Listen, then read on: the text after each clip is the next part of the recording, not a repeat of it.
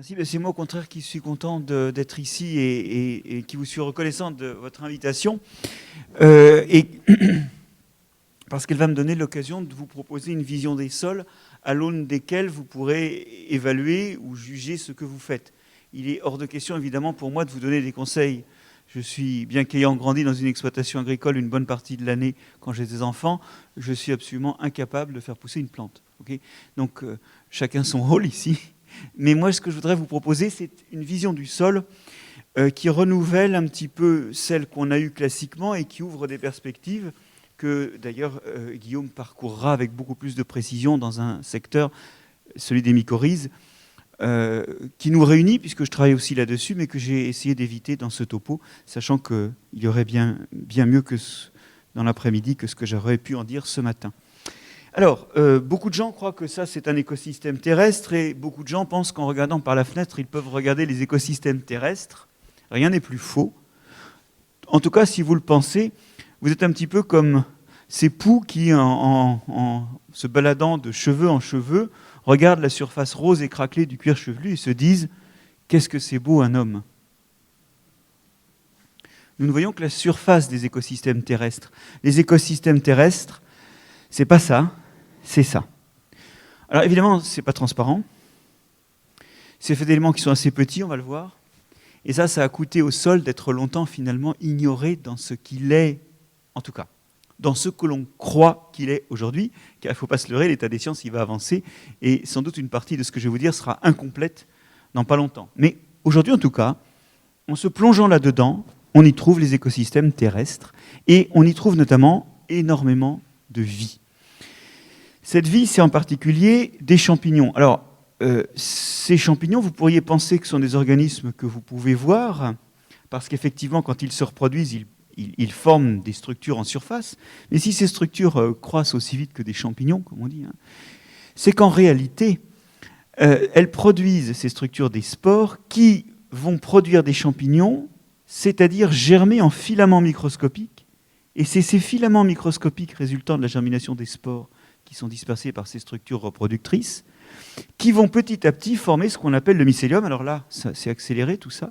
C'est-à-dire un réseau de filaments microscopiques, des filaments de 1/100 de millimètre, qui se ramifient et qui explorent le sol. D'ailleurs, on devine ici, avec le sol qui est venu, un tout petit peu de ces filaments microscopiques.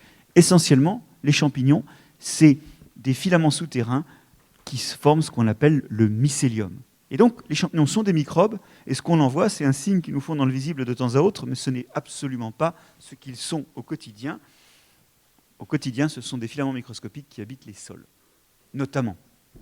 Alors, des fois, ils habitent aussi les récoltes, mais c'est une autre histoire dont je ne parlerai pas. D'ailleurs, beaucoup de sols, plutôt les sols forestiers que les sols que vous manipulez vous-même, et beaucoup de sols, quand on les sent, eh bien, ils sentent le champignon. C'est cette fameuse molécule, l'octénol, qui est l'odeur de champignon et qu'utilise beaucoup l'industrie alimentaire pour faire des sauces aux champignons, où il y a des champignons lyophilisés qui ont perdu tout arôme et de l'octénol. L'octénol, c'est une marque de présence de champignons qui nous montre que même si on ne voit pas ces filaments, souvent on peut deviner leur présence dans les sols, mais ça intéresse plutôt les sols forestiers. Alors, il y a aussi des bactéries, voilà quelques microscopies électroniques de bactéries recolorisées pour faire joli, qui sont des organismes unicellulaires, ou alors en petits groupes, ou alors en filaments. Et ces bactéries-là, elles sont quand même 10 fois plus petites que les champignons. Il faut voir qu'on est plutôt sur des tailles de l'ordre du millième de millimètre, et non pas du centième de millimètre, qui était la taille du diamètre des filaments de champignons. Donc c'est beaucoup plus petit, du coup on peut en mettre beaucoup plus dans le sol. Il y a une plus grande diversité dans un volume de sol que la diversité de champignons. Et il y a notamment des bactéries comme les streptomyces ou les actinomyces qui vont m'intéresser 2 secondes parce qu'ils appartiennent à un groupe de bactéries qui est présent dans absolument tous les sols, les actinobactéries.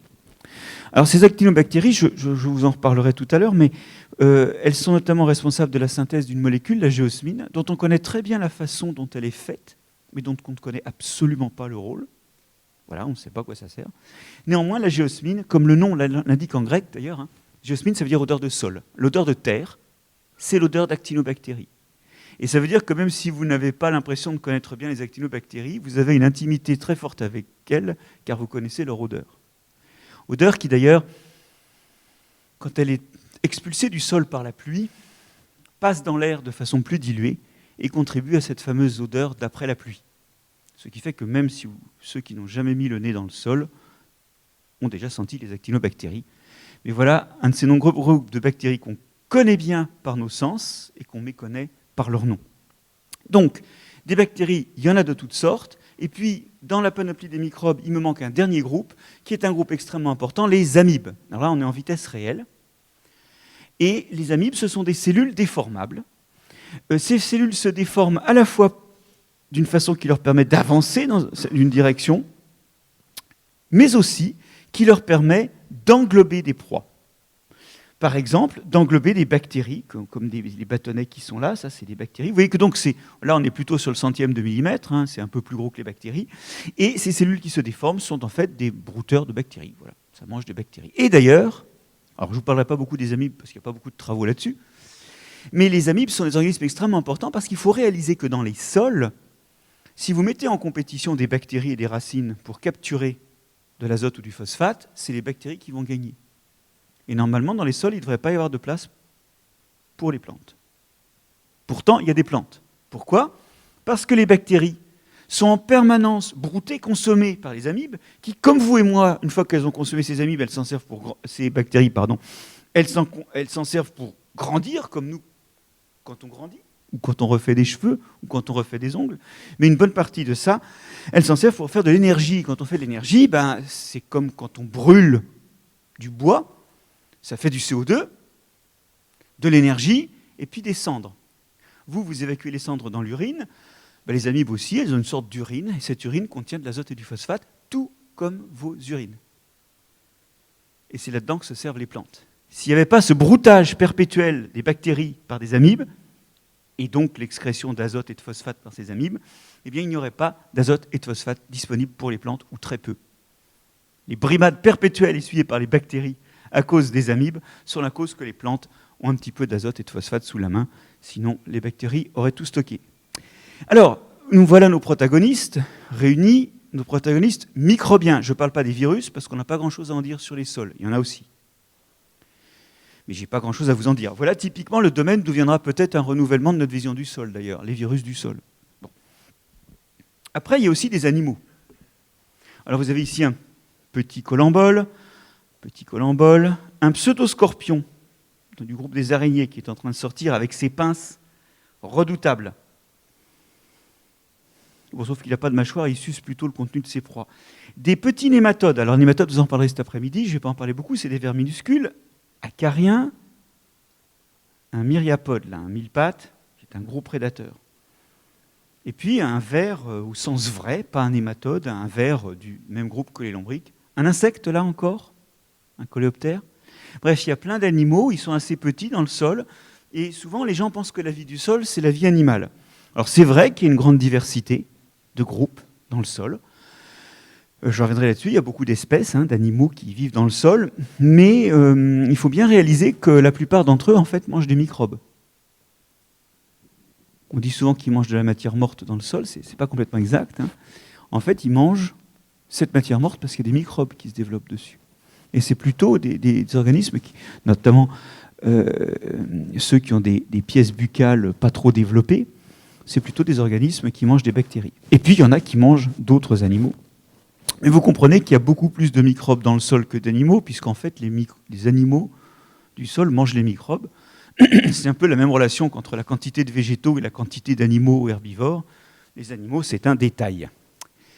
Alors, dans 1 gramme de sol de chez nous, vous voyez qu'on est plutôt sur 1 million de bactéries qui appartiennent à un ou plusieurs milliers d'espèces, plus de 1000 espèces de champignons, des centaines d'espèces d'amibes et d'autres groupes unicellulaires dont je n'ai pas parlé. Ah, au fait, pour les amibes, je pense que vous en connaissez certaines qui sont très grosses et qu'on appelle les blobs. C'est aussi des amibes, mais des amibes géantes. Et si vous avez regardé E égale M6 ce week-end, vous aurez vu qu'il y avait il est encore disponible en replay, il y avait une séquence sur les blobs. Donc, au total, dans un hectare, on a 5 tonnes, un hectare de sol moyen, ça ne veut rien dire. Il peut y avoir des exceptions dans tous les sens, mais on est plutôt sur 5 tonnes de microbes, 1,5 tonne d'animaux. Ah, et oui, le truc qu'on a oublié, c'est que la plante, elle est au tiers souterraine, on est sur 5 tonnes de racines. Ça nous fait 12 tonnes. L'équivalent, alors je ne sais pas quel poids vous donnez à un mouton moyen, mais on est entre 100 et 250 moutons selon leur taille par hectare, des moutons invisibles. Des moutons invisibles qui représentent énormément d'espèces. Le quart des espèces connues vivent dans le sol.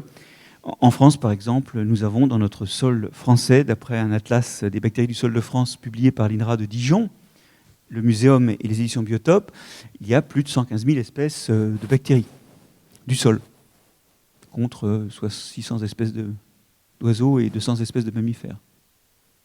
Il faut méditer ça, hein. On ne vit pas dans un monde d'animaux et de plantes, on vit dans un monde de microbes. Mais surtout, on vit dans un monde où ça se passe sous terre.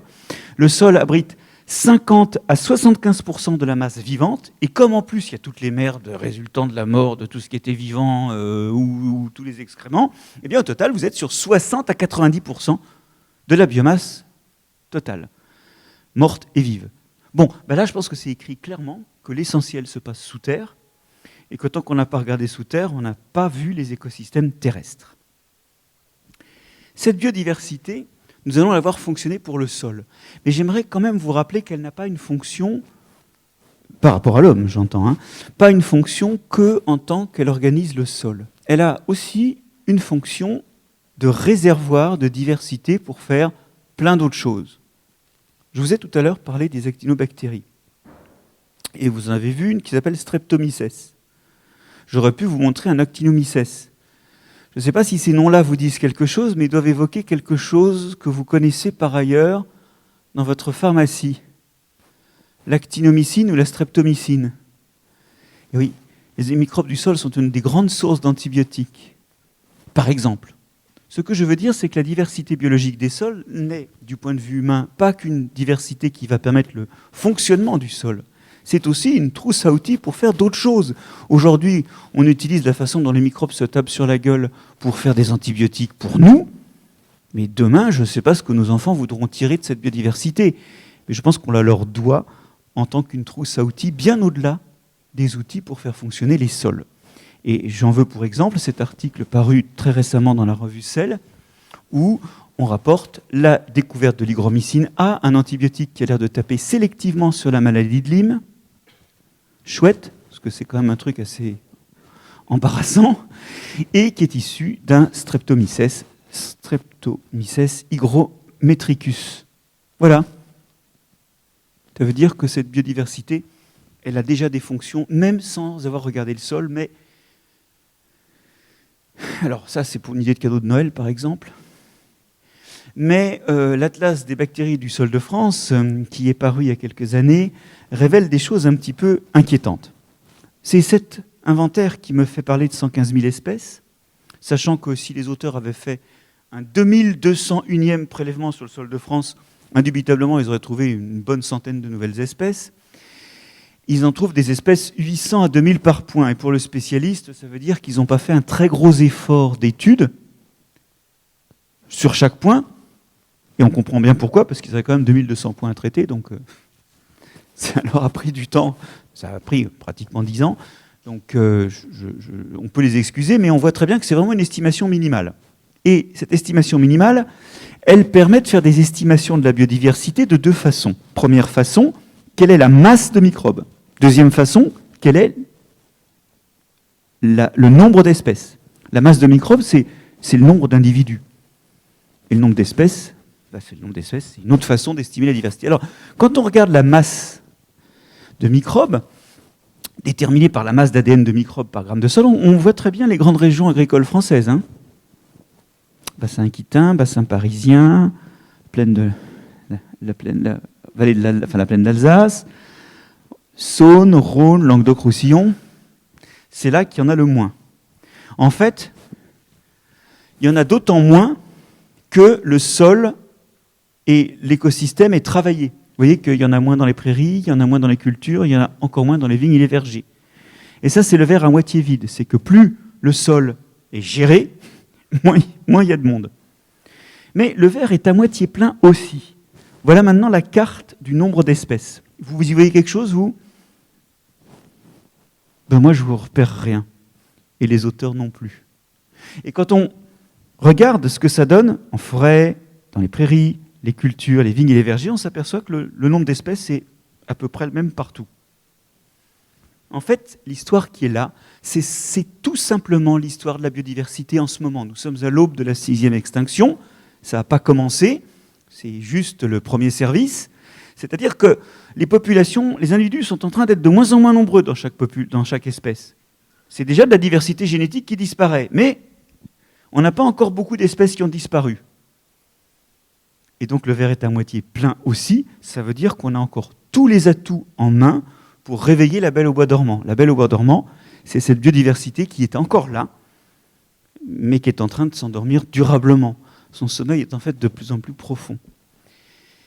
Alors, il faut bien comprendre effectivement que réveiller la belle au bois dormant, c'est pas juste protéger de la biodiversité pour la protéger, c'est protéger ce qui fait le sol, car le sol est fait de sa vie. Alors, vous avez remarqué que partout où on a du gravier ou des allées ou du bitume, on est obligé de balayer les feuilles. Dieu merci pour vous et pour l'ONF, dans les écosystèmes naturels, on n'est pas obligé de balayer les feuilles en automne parce que dans la nature, elles ont accès au sol et que la matière organique qui tombe au sol, elle disparaît d'elle-même. Par contre, quand il n'y a pas de sol accessible, au sens d'un sol vivant, quand il y a du gravillon, là, il n'y a pas... Il faut balayer. Il tombe au sol, un peu moins dans les écosystèmes où on récolte, évidemment. Dans un écosystème spontané de chez nous, il tombe 4 à 6 tonnes de matière organique par hectare et par an. Et même si dans des écosystèmes comme les écosystèmes forestiers, il reste un peu de feuilles mortes et de branches mortes par terre, il n'y en a pas 4 à 6 tonnes que multiplie 750 ans. En fait, les sols digèrent la matière organique. Ils la mangent. C'est-à-dire que quand on regarde de la matière organique dans le temps long, on s'aperçoit qu'elle est colonisée, ici c'est plutôt des bactéries je pense, elle est colonisée par des microbes et ces microbes commencent à se développer en la mangeant. Et une partie de ce qu'ils mangent, ils le respirent, donc ça se transforme en CO2 et donc vous avez de la masse qui disparaît. En fait, vous convertissez lentement votre matière organique en matière de microbes et en CO2 et puis en déchets, azote, phosphate, qui s'échappent dans le milieu. Vous avez peut-être déjà vu des rondes sorcières dans des pâtures ou dans des jardins, c'est-à-dire ces organes reproducteurs de champignons qui forment des cercles. Nous, on sait maintenant qu'en fait, ça veut dire qu'au-dessous, le mycélium, les parties microscopiques, sont disposées en couronne, et la raison de ça est toute simple. Ces champignons-là sont des champignons dont le mycélium mange la matière organique morte du sol. Au milieu, quand ils ont tout mangé, alors ça ne veut pas dire qu'il ne reste pas de matière organique, mais il ne reste pas plus la matière organique qu'eux peuvent manger. Eh bien, ils meurent de faim. Mais ils continuent à grandir les filaments vers l'extérieur. Et donc, ils sont là où il y a encore à manger, et ils grandissent vers là où il y aura encore plus à manger. Là où ils fonctionnent, ils se nourrissent activement. Qu'est-ce que ça veut dire? Ce que je vous ai dit, à savoir qu'ils prennent de la matière organique morte, et ils l'assimilent, ils l'ingèrent pour en faire d'autres filaments, ceux qui croissent vers l'extérieur, et puis pour respirer, et ça fait des déchets, du CO2, de l'azote et du phosphate. Et c'est pour ça que votre ronde sorcière, il est souvent matérialisé par de l'herbe qui grandit mieux. Et même à une saison où on ne voit pas les parties reproductrices, on voit souvent un cercle qui pousse très bien. Et si vous n'en êtes pas convaincu, je vous emmène là dans les Pouilles, où vous avez de superbes rondes sorcières de 30 à 50 mètres de diamètre, marquées par une exubérance de croissance des plantes, qui montre qu'au fond, cette décomposition de la matière organique, c'est elle qui va libérer lentement toute la fertilité qui va servir aux plantes à pousser. Et c'est exacerbé là où les microbes sont les plus actifs, évidemment. Alors, ce que je vous ai montré là, c'est que cette décomposition, elle rime finalement avec recyclage, avec renaissance de la végétation, et je ne résiste pas à l'envie de vous citer Louis Pasteur, qui avait une vision des microbes moins pasteurienne qu'on ne croit, une vision qui était entre maladie et bienfait, et qui indiquait que si les êtres microscopiques disparaissaient de notre globe, la surface de la Terre serait encombrée de matière morte et de cadavres en tout genre, animaux et végétaux. Sans eux, la vie deviendrait impossible parce que l'œuvre de la mort serait incomplète. Et la complétude de la mort, c'est le sol. Alors, il y a de la matière organique, et d'ailleurs ça explique qui est en devenir, qui est en train de se décomposer, mais elle ne le fait pas immédiatement, et donc il y a un stock de matière organique qui est dans le sol, et qui explique sa couleur noire, mais vous voyez qu'il y a aussi de la matière minérale. Et cette matière minérale, elle aussi, elle est en devenir. Elle aussi, elle est lentement en train de se dissoudre dans l'eau et d'ailleurs de libérer du fer, du manganèse, du bore, du potassium, du phosphore, enfin, aussi des choses qui sont riches pour les organismes microbiens ou les plantes qui se développent dans le sol. Regardons un instant un petit cristal d'apatite. L'apatite, alors c'est vraiment le genre de minéral qu'on trouve dans plein de choses, depuis le granit jusqu'au calcaire, et qui est riche en phosphore. Donc quand vous le dissolvez, vous obtenez du phosphore. Voilà un petit cristal qui a trempé dans de l'eau. Et vous voyez que quand on le trempe dans l'eau, la surface paraît non altérée. En fait, ça s'est légèrement dissous, mais de façon très homogène. Voilà. Maintenant, rajoutons quelques gouttes d'un jus qu'on a obtenu en agitant du sol dans de l'eau. Rajoutons des microbes. Et là, on s'aperçoit que la surface apparaît complètement grêlée. Elle est pleine de trous. Et vous savez quoi, au fond des trous? Il y a des microbes. Des microbes qui sont activement en train d'attaquer cette roche pour en sortir notamment le fameux phosphore. En fait, spontanément, dès qu'il y a de l'eau dans le sol, les éléments rocheux de toute taille commencent à se dissoudre très lentement. Et ça libère des tas de bonnes choses. Si jamais des microbes colonisent ça, ils font des petits films qui ont la double caractéristique de bien retenir l'eau, donc le temps où il y a de l'eau contre la roche augmente, le temps de dissolution augmente, mais en plus ils émettent de l'acidité qui va accélérer le passage, le système de dissolution. Et donc ils vont libérer énormément de ressources, et comme ils travaillent comme des cochons, il y a des fuites. Et ça fait que même du point de vue de l'eau qui circule, elle devient plus riche en produits d'altération, de dissolution de la roche, que s'il n'y avait pas de microbes. Et ce, alors même que les microbes se servent au passage. Donc vous voyez qu'ils ont aussi la main, les microbes, et la vie du sol plus généralement, sur le devenir de la matière minérale. Et vous pouvez dire que le sol, c'est de la matière organique en devenir, de la matière minérale en devenir, et en devenir sous l'effet de la vie, et un devenir qui en fait crée la fertilité des sols. Il libère ce qu'utilisent encore d'autres organismes, les plantes en particulier. Mais ce n'est pas tout, parce qu'il y a des trous dans le sol. C'est des trous d'ailleurs où se trouve l'eau qui va recueillir tous les produits de la décomposition et de l'altération, mais où se trouvent aussi des gaz. Et ces gaz, ils viennent de l'atmosphère, mais ils sont aussi en devenir sous l'effet de la vie. Un truc tout bête. Plus vous vous enfoncez dans le sol, moins vous avez d'oxygène. Parce que l'oxygène est prélevé pour la respiration aussi bien de microbes que d'animaux.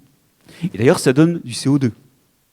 Plus on s'enfonce, plus il y a de CO2, simplement parce que vous avez une respiration microbienne, animale et des racines des plantes qui transforment l'oxygène en CO2. Mais l'idée que de l'air rentre dans le sol, ça revêt une importance accrue si on considère un autre composant de l'atmosphère qui va être l'origine d'un élément du sol qui ne vient pas de la roche. Est-ce que vous voyez à quoi je pense? Il y a un élément qu'on trouve dans les sols et dans les êtres vivants, et qui partout vient du sol, un élément, disais-je, qui n'est jamais dans la roche, ou à l'état de trace. C'est l'azote. Il y a de l'azote dans le sol, mais il vient d'où l'azote du sol? Dans la roche, il n'y a pas d'azote. Alors en fait, vous savez bien d'où ça vient. Parce que tout le monde connaît les engrais verts. Les engrais verts, ce sont des plantes de la famille des légumineuses qui ont la caractéristique d'être riches en azote. D'ailleurs, leurs graines s'appellent quand on mange leurs graines, on parle de protéagineux. Et ces plantes qu'on appelle engrais verts, en fait, ce n'est pas elles qui font le boulot. Elles ont la capacité de fixer l'azote atmosphérique, de transformer l'azote gazeux en ammonium et puis de là en acide aminé. Elles ne l'ont, ce rôle, que grâce à leur nodosité, des nodosités qui sont des renflements racinaires abritant des bactéries du genre rhizobium. Et c'est ces rhizobiums-là qui transforment l'azote gazeux en acide aminé, dont ils utilisent une partie et dont ils donnent une partie à la plante, en échange de sucre que la plante leur donne et qui leur permettent de payer le coût exorbitant de cette réaction chimique. Un coût exorbitant que nous, on paye quand on achète des engrais azotés, parce que ça coûte très cher de transformer de l'azote en nitrate ou en ammonium.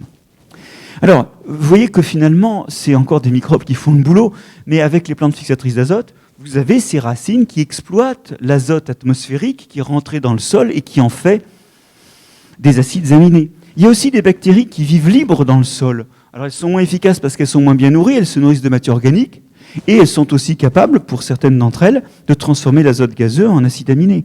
Les azospirillum, les azotobactères. Et dans tous les cas, rhizobium et racines de légumineuses, azotobactères, azospirillum, à la mort. Ces acides aminés sont attaqués par d'autres micro-organismes qui vont les digérer, en faire du micro-organisme et pour une partie les brûler pour faire de l'énergie, les respirer avec une production d'azote minéral qui retourne au sol.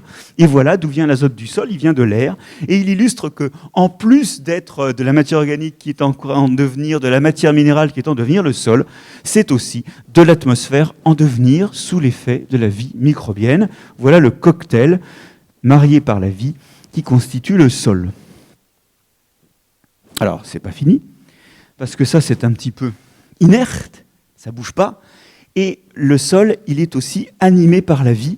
Vous l'avez vu dès cette image, car si jamais il y avait de la matière organique d'un côté et de la matière minérale de l'autre, vous auriez une sorte de discontinuité. Or, ce que vous voyez, c'est que tout ça est mélangé, parce que c'est très continu. Il y a de moins en moins de matière organique, de moins en moins de matière minérale, mais enfin, il y a quand même encore du noir par là, et il y a encore un peu de matière minérale par là. Il y a un mélange qui est réalisé. Alors, qui mélange le sol? Qui touille l'ensemble? Les vers de terre. Alors, c'est une bonne réponse dans vos écosystèmes et une mauvaise réponse en général. Suivez-moi. C'est important parce que il n'y a pas de vers de terre en Amérique du Nord. Enfin, il n'y en avait pas. Bon, maintenant, il y en a et c'est un vrai désastre, d'ailleurs. Alors, suivez-moi. On va d'abord faire les vers de terre. Vous avez ici en accéléré une espèce de sol qui a été constitué de couches de couleurs différentes. Et j'ai mes vers de terre qui se déplacent dans tous les sens. Et par leur déplacement déjà, mais vous allez voir aussi par leur crotte, ils sont en train de tout mélanger. Et effectivement, les vers de terre sont des agents de brassage extrêmement efficaces. Et ils le sont non seulement parce qu'en se déplaçant, ils font bouger des choses, mais surtout, ils le sont parce que ils mangent. Alors suivez-moi bien. Vous pensez peut-être que les vers de terre mangent la matière organique du sol. Vous n'avez pas tort parce que c'est ce qu'ils ingèrent.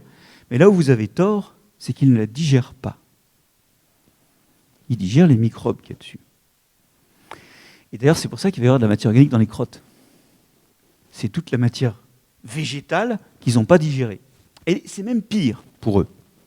C'est que ça, c'est pas très très bon pour leur santé. Les bactéries et les microbes qu'il y a dessus, oui.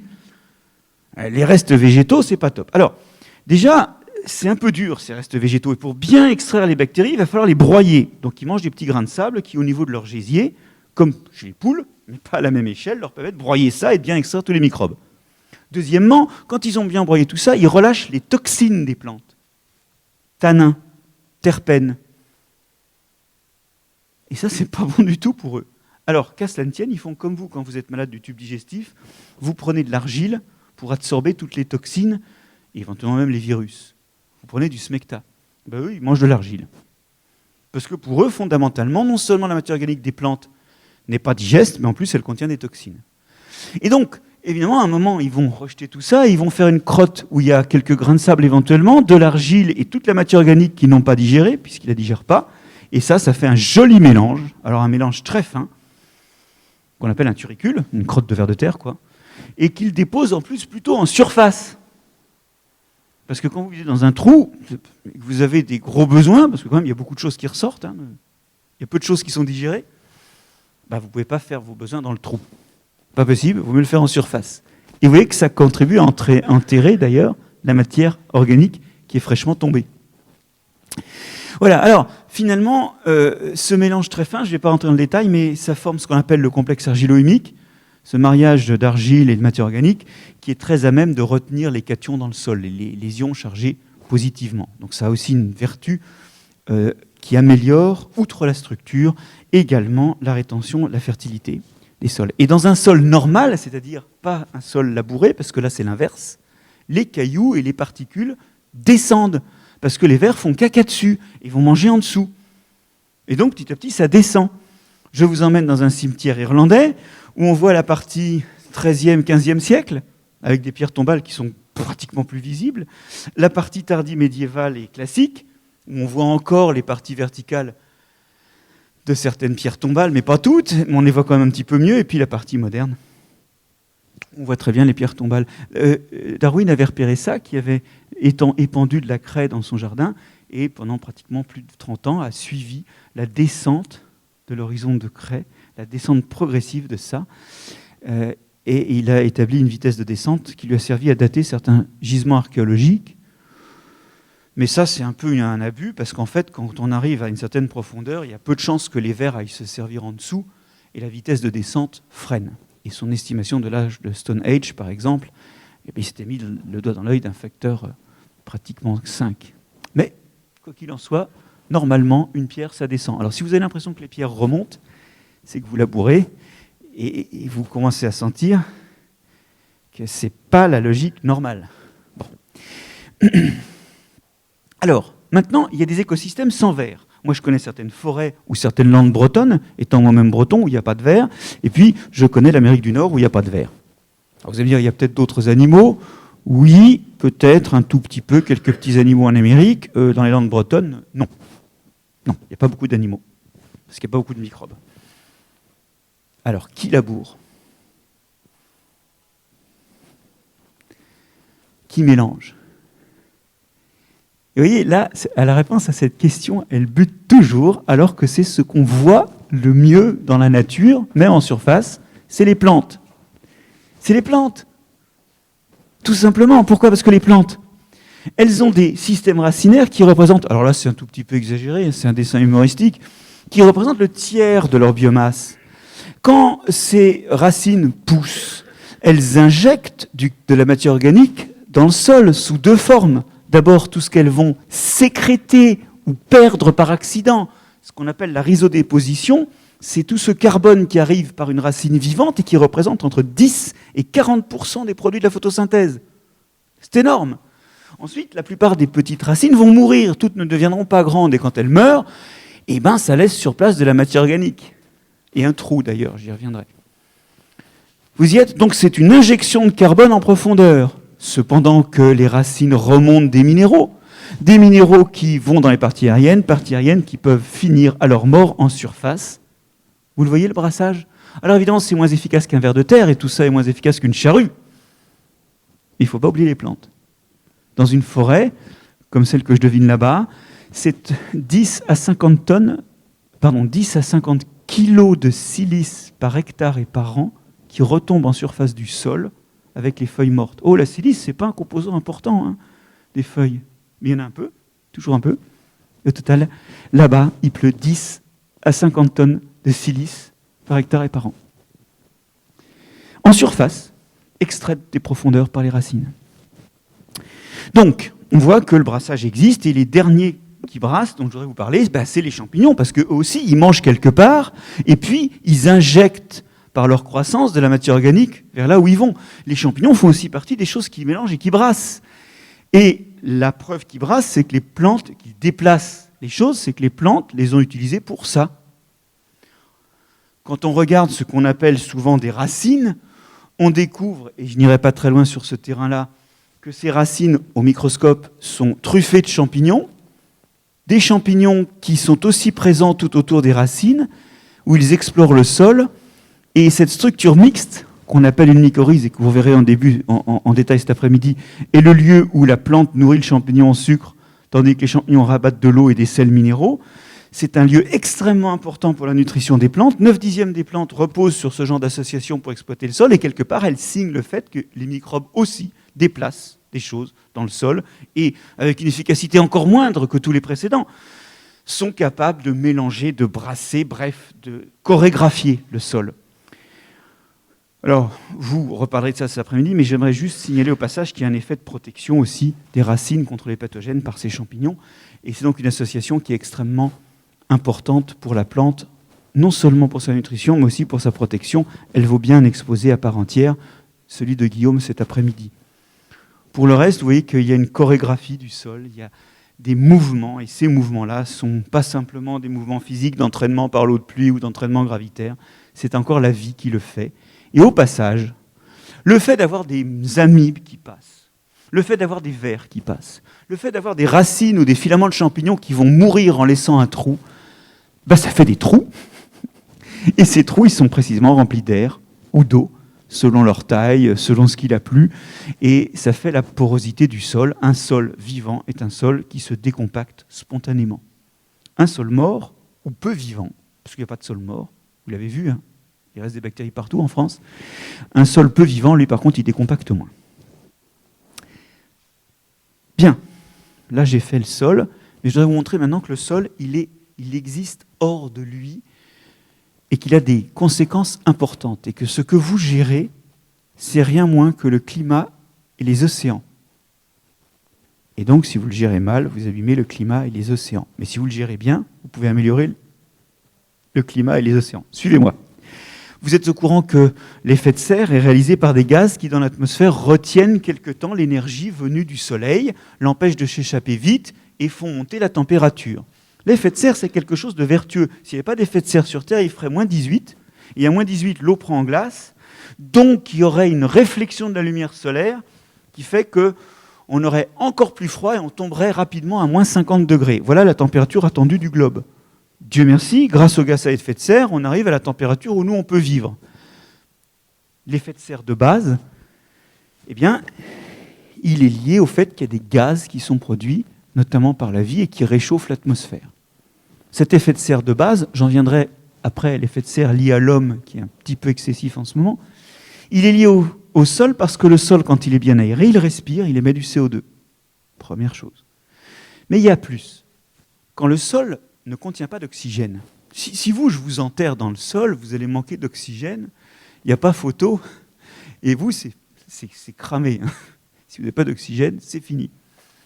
Mais si vous êtes une bactérie, si vous êtes certaines bactéries, il y a d'autres façons de respirer qu'à l'oxygène. Je sais, ça va vous paraître bizarre, parce que vous respirez avec autre chose que l'oxygène, vous ne savez pas faire, mais les bactéries, elles savent faire.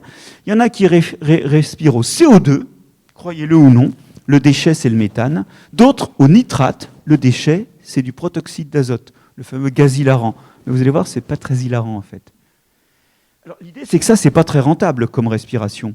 Mais s'il n'y a pas d'air, faute de grive, hein. Non, c'est pas... Je connais cette expression, je me plante tout le temps. C'est faute de grive. Enfin, vous la connaissez bien. Et donc, l'idée, c'est que quand il n'y a pas d'oxygène, notamment quand le sol est ennoyé, soit par place, parce qu'il y a beaucoup d'eau, comme en ce moment, soit parce qu'il est carrément sous l'eau, eh bien, ça produit du méthane et du protoxyde d'azote. Et tout ça, c'est des gaz à effet de serre. Celui-là étant 50 fois plus efficace que celui-là, et celui-là 240 fois plus efficace que celui-là. Donc, quand un sol est ennoyé, il contribue encore plus fortement à l'effet de serre. Et cet effet de serre, vous le savez, aujourd'hui, il est en train d'exploser sous l'effet de l'homme, mais notamment sous l'effet de l'agriculture. Pourquoi ? Eh bien, parce que quand on laboure, on aère le sol. C'est d'ailleurs une des vertus du labour. Ah oui, mais donc ça respire plus. Et vous trouvez l'une des deux raisons pour lesquelles les sols agricoles sont si pâles. Ils sont un peu anémiques, on va dire.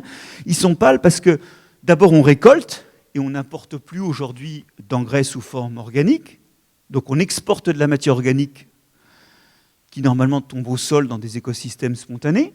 Et la deuxième chose, c'est qu'en plus on aère, on met de l'air, du coup les microbes respirent.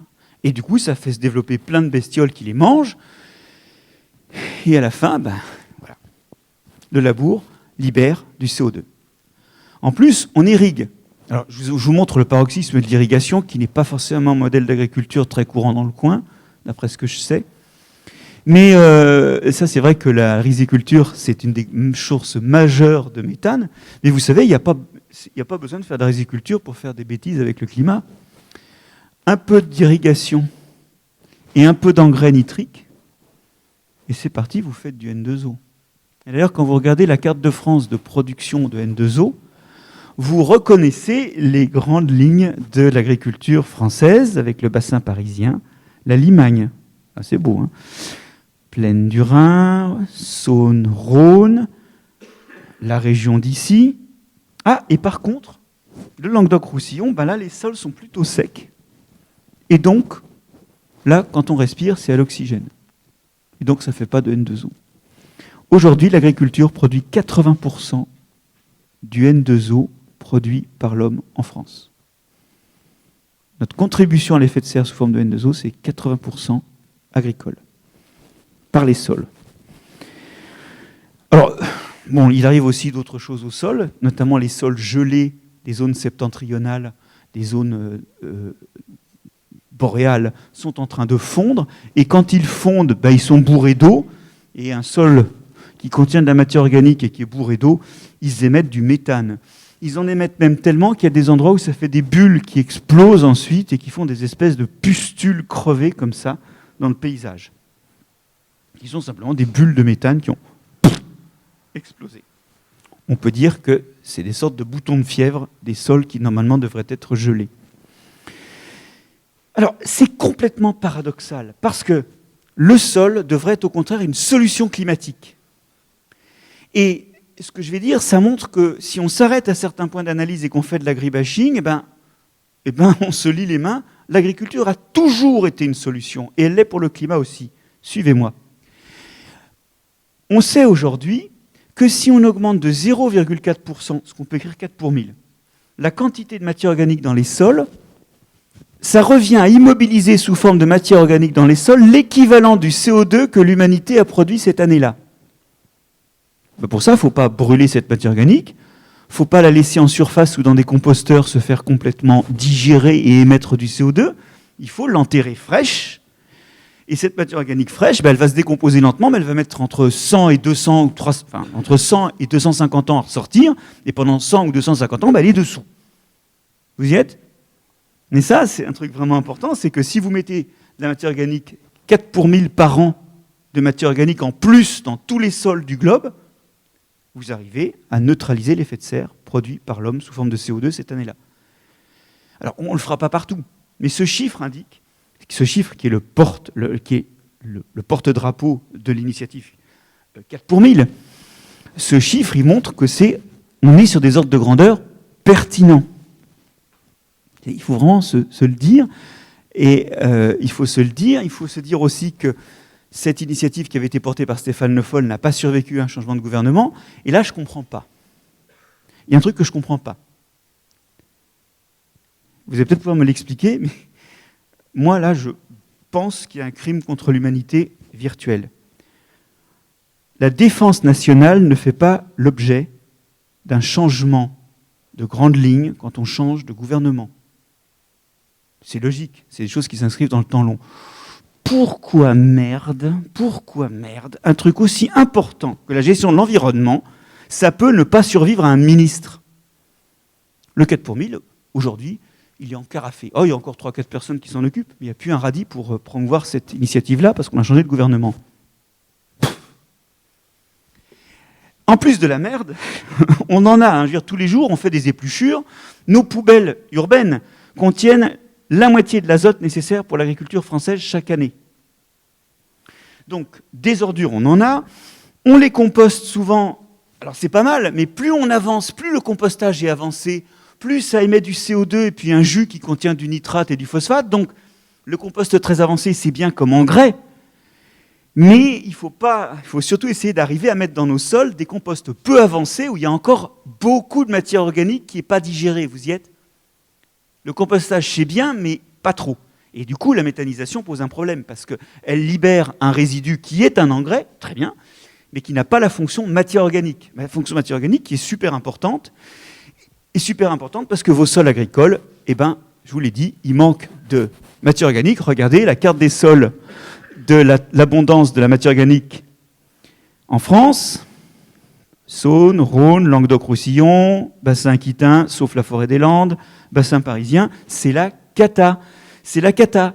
Or, quand il n'y a pas de matière organique, il y a tout un tas de fonctions qui disparaissent aussi. Ben oui, la matière organique, la bonne image de matière organique, c'est la morve. La morve, c'est poisseux et ça se gorge d'eau. La matière organique, elle permet, et on voit très bien en comparant ces sols pauvres et riches en matière organique qu'on trempe dans l'eau, Vous voyez qu'un sol très peu riche en matière organique, en 40 secondes, ça fait de la poudre au fond de l'eau. Au bout de 5 minutes, un sol forestier, il a toujours sa forme. Ça colle les éléments, et cet encollage des éléments permet de lutter contre l'érosion. Elle stabilise aussi les trous. Un bon trou, ce n'est pas un trou fait par une charrue, parce que ce trou, il s'effondre rapidement. C'est un trou fait par une racine qui, en mourant, a tartiné de sa substance morte les composants qui bordent le trou et qui l'a stabilisé. Donc ça stabilise la porosité, la matière organique, parce que ça colle les éléments entre eux.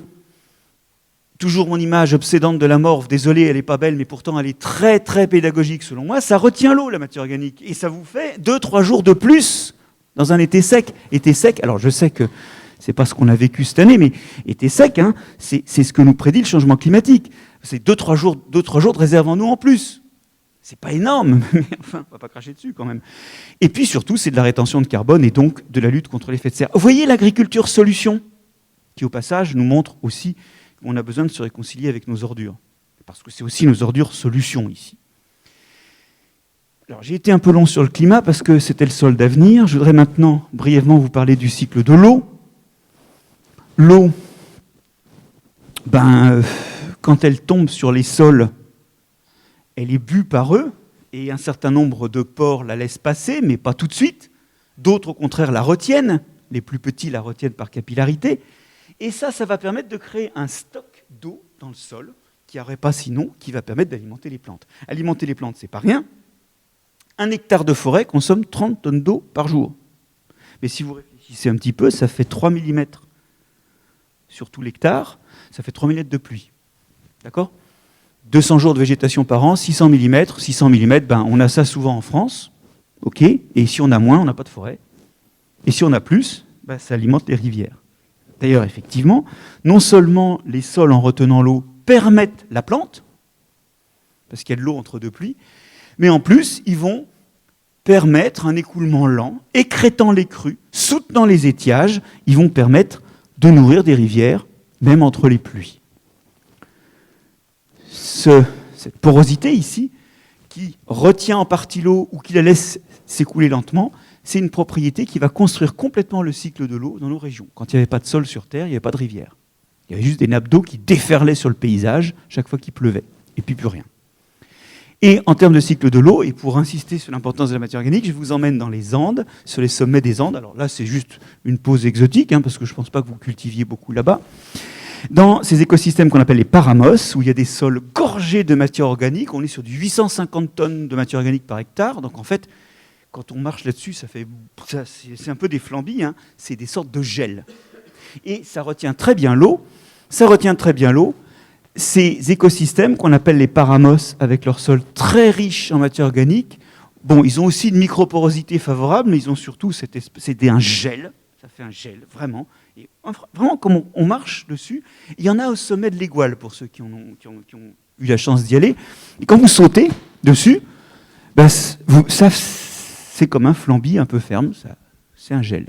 Et ces gels-là, si je vous en parle, c'est qu'en fait, toute l'eau des grandes villes des Andes vient de là. Et il y a de l'eau toute l'année. Enfin, il y avait, parce que maintenant, on tente de labourer, de drainer, de pâturer les paramos, et il y a des villes qui commencent à avoir des problèmes d'approvisionnement en eau. Donc, vous voyez qu'on est vraiment dans quelque chose qui construit notre monde, puisque ça construit notre climat, ça construit notre cycle de l'eau, et ça construit les océans, car l'eau qui a été retenue, qui a percolé par les sols, et puis qui rejoint les nappes phréatiques, puis les rivières, cette eau finit à l'océan. Je vous emmène ici dans ma Bretagne natale. Nous sommes à Belle-Île-en-Mer, et on voit très bien que l'eau a une jolie couleur bleu-verte. Le bleu, c'est la couleur de l'eau. Le vert, c'est la couleur du plancton. Plancton nourri par les rivières. Et oui, parce que quand on regarde la carte globale de la productivité, de la quantité de matière produite par an, de matière vivante produite par an dans les océans, on s'aperçoit que ça se passe autour des continents. Quand vous êtes en pleine mer, qu'est-ce qui se passe ? Si jamais il y a du phosphore qui a été mangé, je ne sais pas moi, par une seiche ou une crevette du krill, quand elle meurt, la bestiole, il n'y a pas de sol, Ça tombe, et toute la fertilité est emmenée au fond de l'océan, très loin de la lumière. L'océan s'appauvrit en permanence, surtout en fer. En fait, l'océan est anémié, quoi.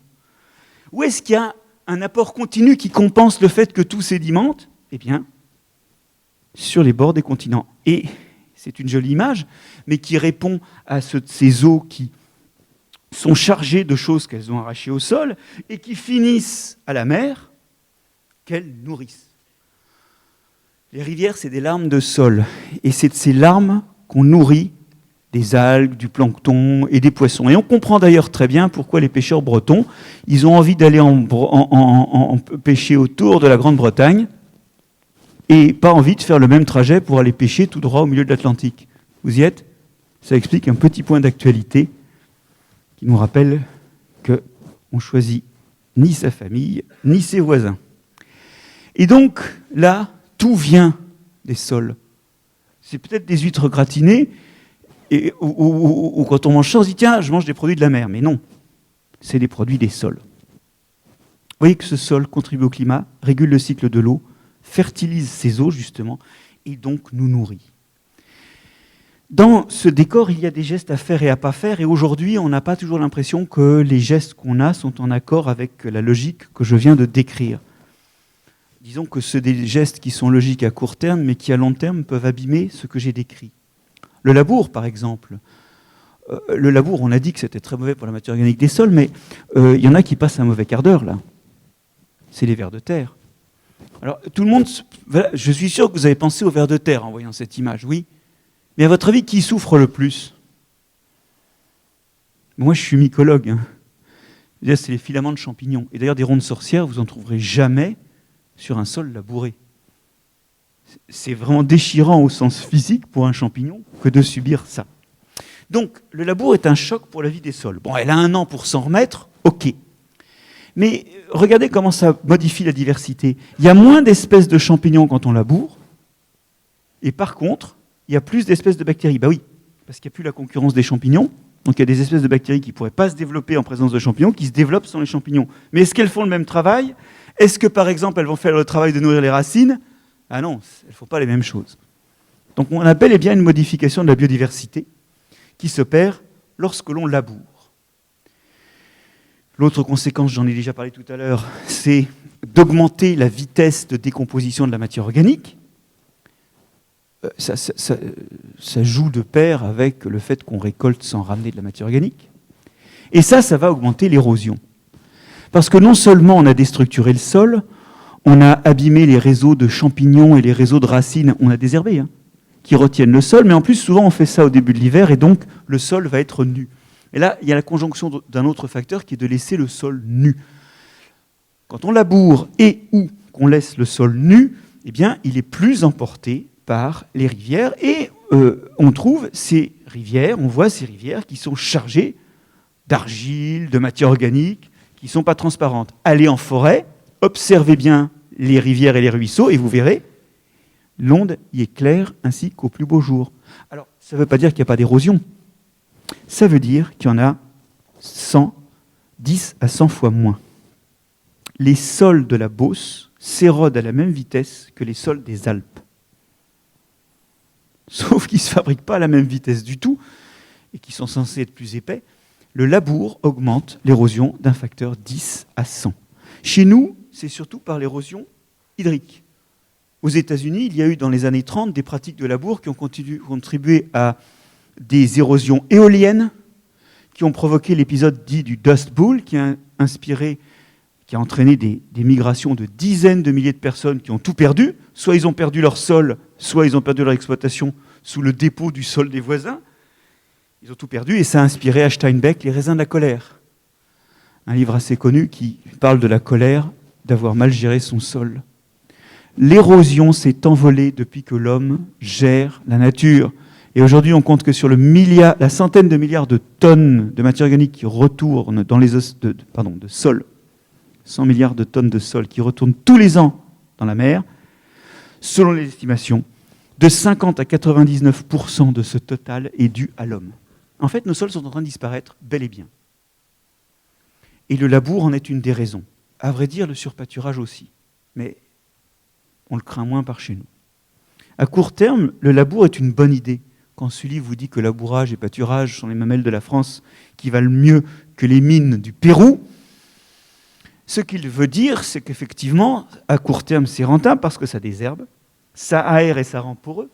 Même si cette porosité n'est pas durable, il faudra relabourer. Et ça remonte la fertilité qui est entraînée par l'eau vers le fond ou qui est libérée par la destruction de la roche. Mais cette fertilité gagnée à court terme, à long terme, elle s'accompagne d'une perturbation de la vie du sol, d'une destruction de la matière organique par l'aération et d'une érosion accrue qui entraîne sur le long terme juste le contraire de ce qu'on veut et de ce qu'on gagne sur le court terme. Ça ne veut pas dire qu'il ne faut pas labourer. Ça veut dire qu'on ne peut pas labourer tous les ans et qu'il y a des endroits où on peut ne pas labourer. Après, il y aura peut-être des sols qu'il faudra de temps à autre agiter un petit peu. Je pense à des sols limoneux dans vos régions humides. Bon, là, il va y avoir sans doute des problèmes. Mais les intrants. Alors, les pesticides, je ne vais pas parler de la toxicité du glyphosate pour l'homme, puisque visiblement, même les agences ont du mal à se mettre d'accord là-dessus. Mais je vais vous en parler pour les vers de terre. Alors, vous voyez que les vers de terre, leurs cocons sont tués, ou en tout cas, il y a moins de cocons vivants quand on a mis du glyphosate que quand il n'y en a pas. Les spores des champignons qui forment des mycorhizes dont je parlais tout à l'heure, voilà ce qui se passe. Sans glyphosate, 75% des spores sont viables. Avec du glyphosate, on tombe à 10%. Je ne sais pas, moi, la toxicité du glyphosate pour l'homme. Le dossier est ouvert. Ce que je sais, c'est qu'il est toxique. Il y a des balles perdues pour les organismes du sol. Alors, arrivé là, souvent certains s'énervent un petit peu sur moi et disent « Non, mais moi je sais bien que je fais de l'agriculture sous couvert et j'utilise du glyphosate pour abattre mon interculture et mon sol est plus vivant. » Oui, parce que la torgnole du labour, c'est vraiment le truc qui fait des cicatrices graves. Donc si vous arrêtez le labour, de toute façon c'est mieux. Mais vous savez, quand vous avez pris l'ascenseur pour monter, alors peut-être certains sont-ils montés à pied, mais vous avez vu, il y avait un bouton 3 et un bouton 4. Je ne sais pas où sont passés le premier et le deuxième étage d'ailleurs. Ils ont enlevé. Bon, c'est une question qu'il faudrait qu'on creuse. Mais en tout cas, vous pouvez appuyer sur le 3, vous serez plus haut. Mais ceux qui ont appuyé sur le 4 seront encore plus hauts. Je ne fais pas partie des gens qui pensent qu'il faut sortir du glyphosate demain matin, mais ce serait bien que demain soir, on ait commencé à trouver des solutions pour avoir des alternatives plus raisonnables. Et qu'en particulier, on ait ces alternatives avant que les consommateurs vous dictent une interdiction que vous n'aurez pas les moyens techniques de gérer. Je fais partie des gens qui pensent qu'il va falloir en sortir et qu'on en sortira par une recherche concertée entre les utilisateurs et les institutions de recherche. Je ne vois pas le fric sur la table. Je vois des gesticulations autour du glyphosate, des gesticulations politiques, mais là encore, je ne vois pas un grand mouvement suivi et transgouvernemental pour une question d'avenir comme celle-là. Trouver les gestes qui auront le moins d'effets secondaires, sachant que de toute façon, des effets secondaires, il y en aura toujours un peu.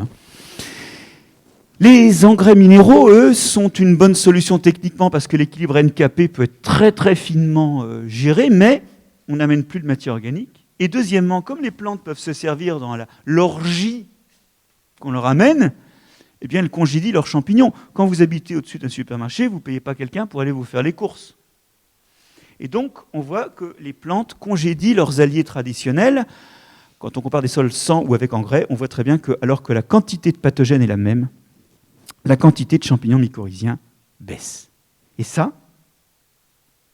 c'est pas grave en termes de nutrition tant que vous amenez des engrais, mais c'est un petit défaut, c'est que vous n'avez plus l'effet de protection. Et puis l'autre chose aussi, c'est que quand vous amenez ces engrais, vous n'amenez pas des engrais minéraux, vous n'amenez pas de matière organique. Si vous amenez des engrais organiques, en revanche, ils se décomposent lentement et il n'y a jamais de pic de fertilité. Et là, vous gardez la pleine pertinence des champignons mycorhiziens.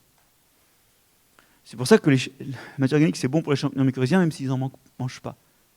C'est que ça libère une fertilité d'une façon qui justifie de continuer à les utiliser.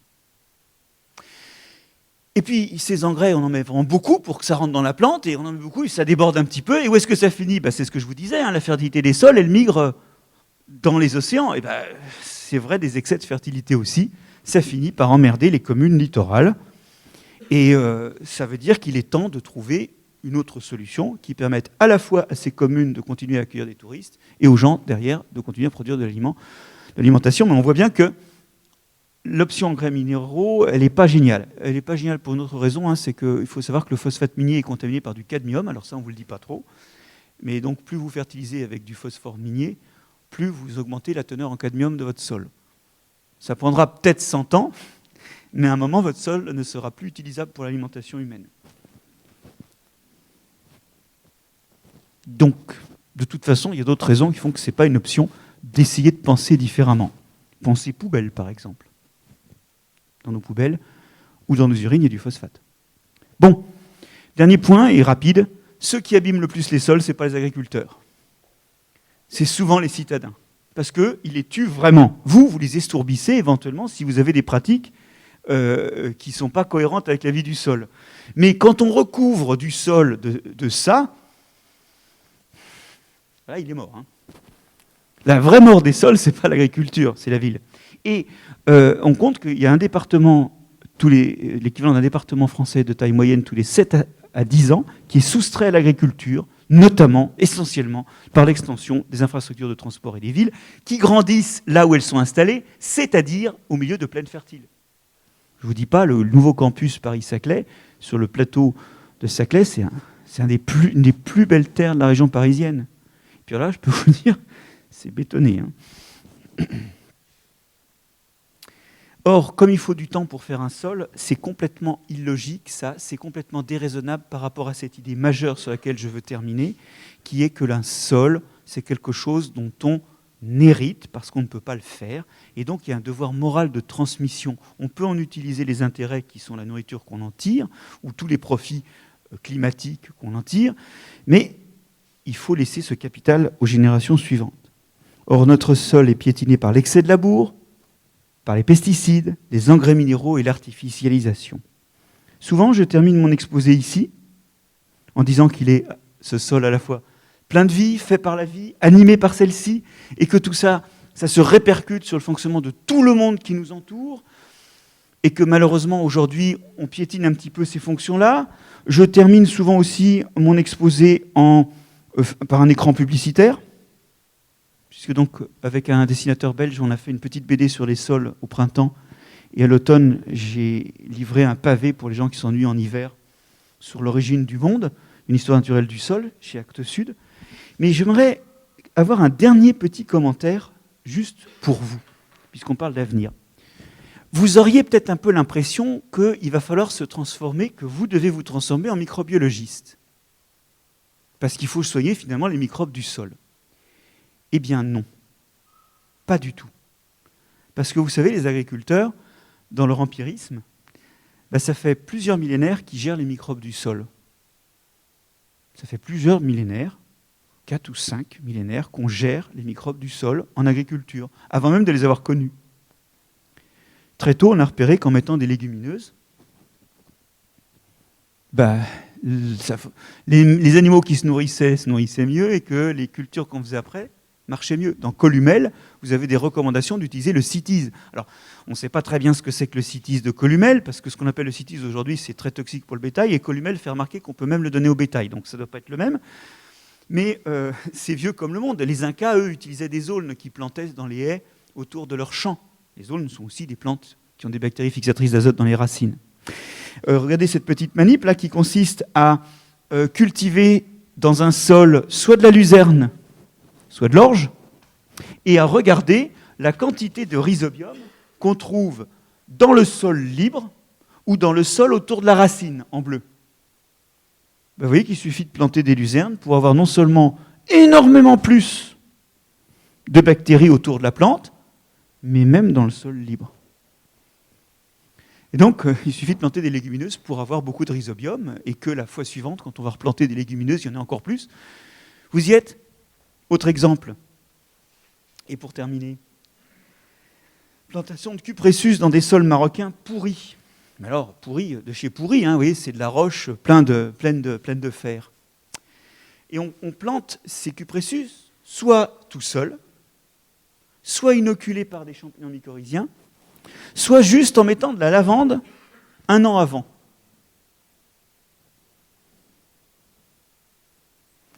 Le pourcentage de racines colonisées par des champignons mycorhiziens est bien sûr un peu plus élevé quand c'est inoculé, même si ce n'est pas significatif, mais il est surtout plus élevé s'il y a de la lavande qui a poussé avant. Donc, on peut inoculer des champs mycorhiziens. Vous voyez que le levier d'action, il est végétal aussi. En plantant de la lavande avant, ça marche mieux. C'est pas fini. La quantité de spores par 100 grammes de sol est bien plus élevée quand on a de la lavande que quand on a simplement inoculé. Mais il y a mieux encore. Quand vous décomptez les pseudomonas, qui sont des bactéries qui permettent de mobiliser le fer, oui, parce qu'il y a beaucoup de fer dans le sol, mais il n'est pas mobile, eh bien vous apercevez que quand vous avez mis de la lavande, vous avez aussi des niveaux très élevés de ces pseudomonas. Et donc, ce que j'ai envie de vous dire, c'est avant de penser à acheter des poudres dans le commerce, des poudres de bokashi, des poudres de mycorhiziens, j'ai envie de vous recommander, 1, de penser à des gestes agricoles comme toujours couvrir le sol ou semer des engrais verts, et 2, de penser local, parce que la plupart de ces inoculums ne sont pas locaux et ils peuvent contenir des microbes invasifs. Et penser local, c'est réveiller cette belle eau bois dormant dont je vous parlais tout à l'heure, dans laquelle on sait que la diversité n'a pas complètement régressé. Je ne dis pas qu'au début, quand vous changez de pratique, ça ne peut pas être bien de passer une fois à la caisse pour acheter certains champignons mycorhiziens, mais vous avez plutôt intérêt à vous assurer qu'ils sont locaux, pour plein de raisons pratiques aussi d'efficacité. Mais après, la question, c'est de continuer à faire des gestes agricoles, simplement de les trier en fonction de leur pertinence à cette vue que je vous ai proposée des sols et à toute vue plus à jour qu'on vous proposera après, car indubitablement, c'est l'état des connaissances, mais ce n'est pas la fin de l'histoire.